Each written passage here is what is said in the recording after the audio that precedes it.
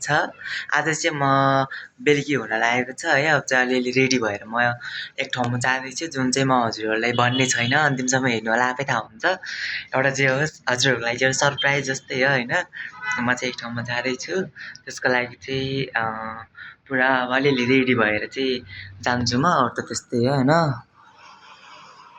जसको लागि चाहिँ अहिले एकदम धेरै जाडो भएको कारणले होइन बेलुकी पनि हुन लाग्यो। त्यही भएर म मेरो स्पेसल सन्ध्या मनपर्ने हुडी लगाएर र अनि एउटा जिन्स लगाएर निस्किँदैछु होइन। ल हेलो गाइजहरू, म चाहिँ यतिको सिम्पल भएर निस्किसकेँ होइन। म चाहिँ